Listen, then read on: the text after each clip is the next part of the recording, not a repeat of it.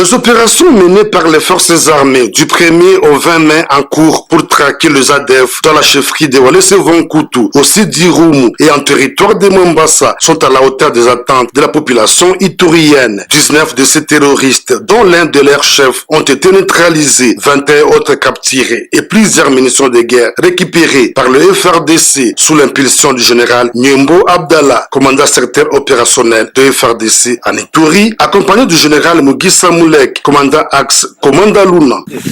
On met pas sur la même ligne dans Makayanga parce que pour que ça dépend alors on a pas besoin de la contrôle et commandant. À l'issue de ces opérations en profondeur, 12 localités sont passées sous contrôle de l'armée régulière, dont la puissance des faits a également permis la libération de 67 civils pris en otage par les ADF, parmi lesquels le chef du village Kosa Kosa. Suite à ces exploits, le lieutenant Jules Ngongo, porte-parole des forces armées en Ituri, appelle la population à continuer de faire confiance au FRDC. Les forces armées de la République démocratique du Congo ont mené les opérations depuis le 1er au 20 mai 2022 contre les ADF et leurs alliés en territoire d'Irumu et Mombasa. À l'issue de ces opérations, les forces armées ont récupéré plus de 12 localités jadis occupées par les ADF. 19 éléments des ADF MTM ont été neutralisés, parmi lesquels un commandant de ces mouvements terroristes. À cela s'ajoute 21 autres ont été capturés par les forces armées sur le champ de bataille. Et 67 populations civiles ont été libérées. Pour consolider les acquis de ces opérations menées en cette période de l'état de siège, le gouverneur militaire et commandant des opérations, lieutenant-général Luboya Kanshamadjoni, demande à sa population de faire confiance aux forces armées car notre détermination et engagement de neutraliser ces ADF, cela se renouvelle tous les jours en cette période de l'état de siège. Pendant ce temps, des patrouilles de combat motorisées sur la RN27 et RN4 sont constamment organisées par les forces loyalistes, question d'assurer la libre circulation des personnes et de leurs biens. En outre, dans de grandes agglomérations en territoire de Djougou, Mahagi et Irumu, la vie a repris son cours normal depuis plusieurs mois. Des acquis de l'état de siège sous le leadership du lieutenant-général Luboya Kanshamadjoni, gouverneur militaire de l'Ituri. La visite d'inspection du général-major Thierry Mwami-Peter, ce samedi 21 mai à Gisiza et Bunagana, vient couper court aux rumeurs selon lesquelles les M23 auraient chassé les FRDC de cette zone après les assauts généralisés et simultanés de forces loyalistes là ce vendredi contre les positions du M23. Le lieutenant-colonel Njike Kaiko Guillaume, porte-parole des FRDC dans la zone. L'ennemi a dit qu'il est à l'école primaire de Nyabugondo, à Gisiza. Mais je viens de vous prouver que ce ne sont que des mensonges. Les forces armées de la République démocratique du Congo sont bel et bien à Gisiza. La preuve, la voici. Nous sommes à l'école Nyabugondo de Gisiza, là où l'ennemi a prétendu être. À Gisiza, les forces armées de la République démocratique du Congo sont à place. Après avoir déjoué à 3 reprises les tentatives d'attaque des éléments du M23, les forces loyalistes consolident. Et à Bunagana, cité frontalière avec l'Ouganda, l'on a observé toutes les activités douanières se dérouler comme d'habitude et surtout une population confiante à son armée qui va librement à ses occupations. Vous voyez les activités au niveau de la douane. Vous voyez qu'au niveau de la douane, les activités se passent très bien, mais aussi la population est en train d'évacuer librement à ses occupations.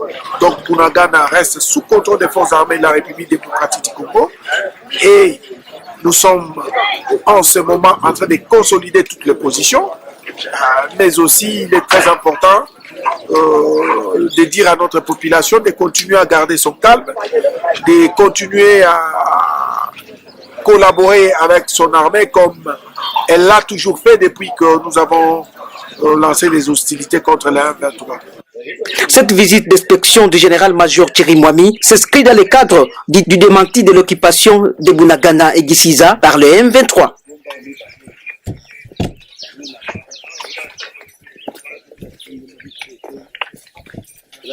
La République démocratique du Congo et le Burundi, deux pays frères de la région des Grands Lacs, entretiennent des relations historiques scellées depuis l'époque coloniale.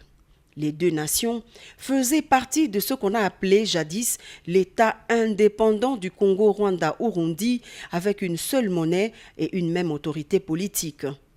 La RDC et le Burundi sont également les deux pays francophones membres de la CPGL, Communauté économique des pays des Grands Lacs, et de la EAC, la Communauté de l'Afrique de l'Est. Invité par son homologue Évariste Ndayishimiye, le chef de l'État Félix-Antoine Tshisekedi Tshilombo est attendu ce samedi 21 mai à Bujumbura, capitale du Burundi, pour une visite officielle de 72 heures. Selon la présidence burundaise, les deux chefs d'État auront une rencontre en tête-à-tête au palais présidentiel. Plusieurs autres événements sont annoncés dans le cadre de cette visite. Il est à retenir que depuis leur accession respective à la tête de leur pays, Félix-Antoine Tshisekedi Tshilombo et Évariste Ndayishimiye ont multiplié des actes de rapprochement et de redynamisation des relations bilatérales.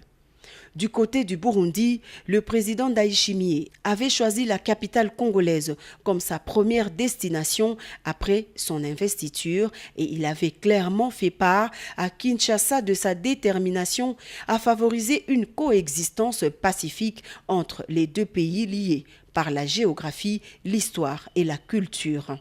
Au plan sécuritaire, le président Ndayishimiye a clairement apporté son appui à son homologue de la République démocratique du Congo, Félix-Antoine Tshisekedi Tshilombo, en s'associant au deuxième conclave des chefs d'État du 21 avril dernier à Nairobi, et son pays a annoncé publiquement être prêt à dialoguer avec ces rebelles de Red Tabora basés en terre congolaise.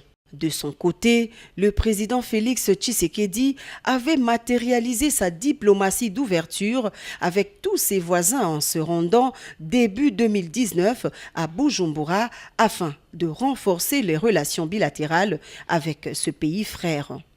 La RDC et le Burundi sont déterminés à pacifier leurs frontières communes et à lutter conjointement contre les forces négatives qui sèment la désolation de part et d'autre. Situé au bord du lac Tanganyika, le plus long lac d'eau douce du monde, Bujumbura est parmi les plus belles villes d'Afrique de l'Est. Son climat tropical, ses nombreuses plages et son hospitalité sont ses atouts en matière touristique. Buja, comme on aime dire ici, est une ville paisible et accueillante. Son histoire est visible à travers de nombreux symboles liés notamment à son accession à l'indépendance. On peut citer la place de l'Unité nationale, située au quartier résidentiel, la place de l'indépendance en plein centre-ville de Bujumbura, le mausolée où repose le héros de l'indépendance burundaise, le prince Louis Rwagasore, et un autre situé juste à côté qui accueille d'autres dignitaires ayant servi la nation burundaise. Il y a également les jardins publics, des monuments et des musées qui attirent l'attention des touristes.